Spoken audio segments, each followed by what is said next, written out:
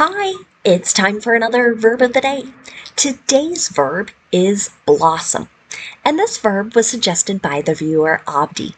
Abdi, thank you so much for your suggestion. Now, let's spend a moment reviewing some of the definitions or the ways that we can use this verb. The first way you may encounter the verb blossom can mean to produce flowers or masses of flowers.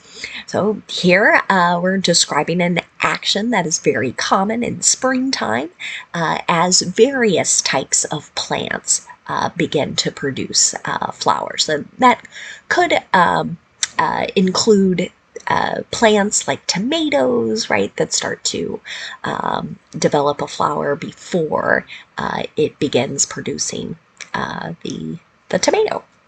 A second way you might hear blossom used can mean to mature or develop in a promising or a healthy way.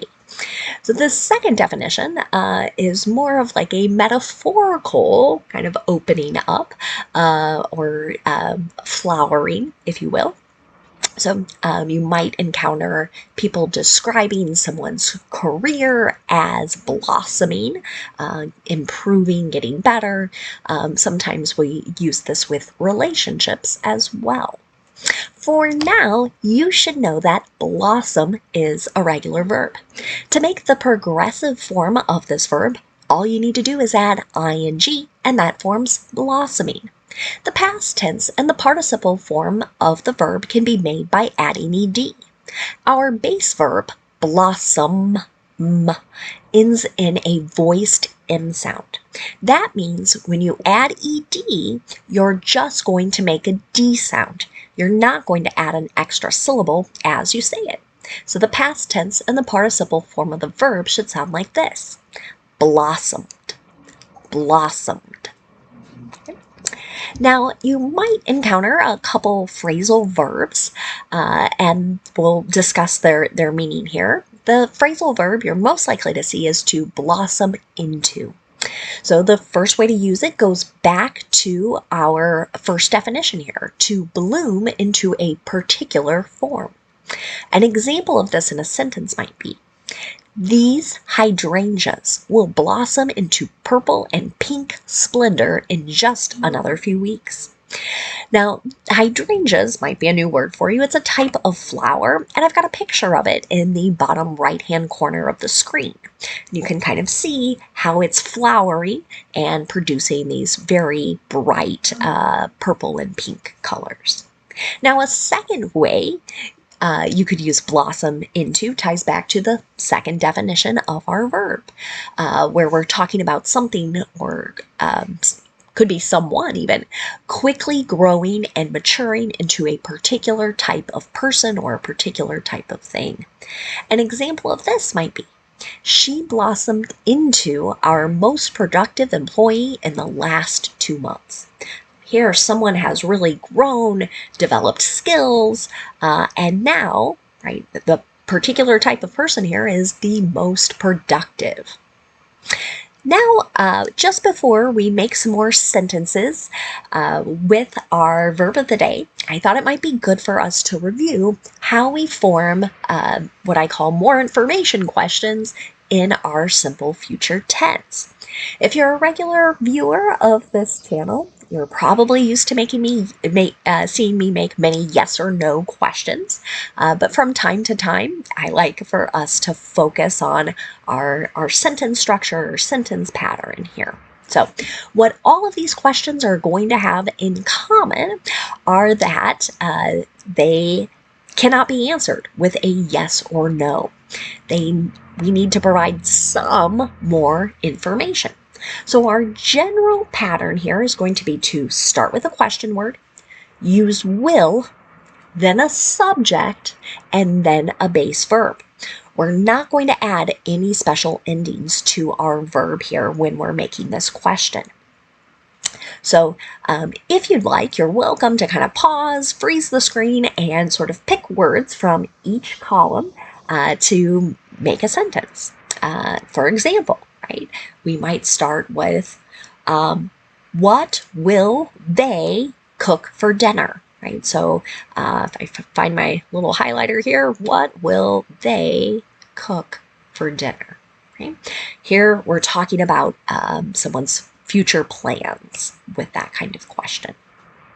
Now let's make some more questions with our verb of the day. So the first kind of question we're going to start with today is a question about time. And we use the question word when, W-H-E-N, for that. So an example of this might be, when will the corpse flower blossom? Okay. Now my subject here might be a little unfamiliar, so I've got a picture down in the bottom corner of the screen again. This is a special type of flower that opens up very rarely, and it's got a very strong smell. It's rather unique, but many botanical gardens or centers, science-related places sometimes have this, so that people can see it. And from what I've heard, I've never seen one in person that has opened up, but it's quite an experience. So some people might ask, right, when is this happening? I've got to go see it. Another related question to this particular topic might be, where will the corpse flower blossom? Here we're asking about a place or a location. That's when you want to use the question word W-H-E-R-E. Another kind of question we ask would be about the manner in which something, in this case, will be done, since we're talking about the future. So an example of this might be, how will he blossom into a public speaker? So maybe we've just witnessed someone who's extremely nervous to talk in front of others. Maybe they're very soft-spoken, very unsure of themselves, and so and perhaps this person's job is going to require it, right? So others might be asking, oh goodness, how is he going to develop and mature into this kind of person? Finally, we've got questions where we try and understand the reason that something will happen. So for that, you want to use the question word why, W-H-Y. So why will these blossom so late? Now you can see kind of a dark gray bar on my screen, and that's because the next group of questions are a little bit different. And I want to explain why we see a difference in their pattern. So the next type of question we're going to ask about is called a determiner. So we're asking about a thing.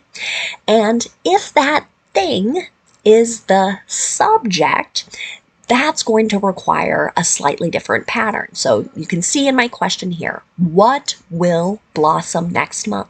So will and our verb are next to each other in this sentence because what is both our question word and the subject. So here we're asking about the thing that will be doing the action. Another kind of determiner question uses the word which, W-H-I-C-H. What makes this a little bit different is after this word, we're always going to see another noun. And that's really because it's like we're giving someone choices, right? Out of these two or more things, which one? So an example of this might be, which player will blossom this season? Here, maybe we're asking kind of who's going to mature and maybe become the star. The final kind of question is about a person. And again, the focus here is going to be on the subject, the person doing the action. So for that reason, again, you're going to see question word, will, and then the base verb. We don't have another subject because who is doing two jobs in this sentence? It's our question word and our subject. So who will blossom under this coach? Well, now we're, again, back to that definition of growing, maturing, or developing. And we're wanting to maybe identify a specific athlete to answer this kind of question. Now, let's spend a moment and look at some words that are related to our verb blossom. And the first word we're going to discuss is just the noun form of this word. When we use the noun blossom, you'll notice we're pronouncing it exactly the same. The spelling is also exactly the same, but now we're referring to either a flower or a mass of flowers, and many times they're going to be on trees or bushes as things begin to sort of kind of push out or develop. So, an example, does that tree have tiny pink blossoms? Now, if we can see, we're talking about the thing, the noun. One more word for us today. It's the adjective blossoming. And of course, this looks like our progressive verb, form of the verb there. Same spelling, same pronunciation. Our adjective here, though, can have two different meanings. So here we could be describing something that is producing flowers or masses of flowers. An example of that might be, are there any blossoming plants in the garden? Or we can use this adjective to describe someone or something that is maturing or developing in a very promising or a healthy way. An example of this.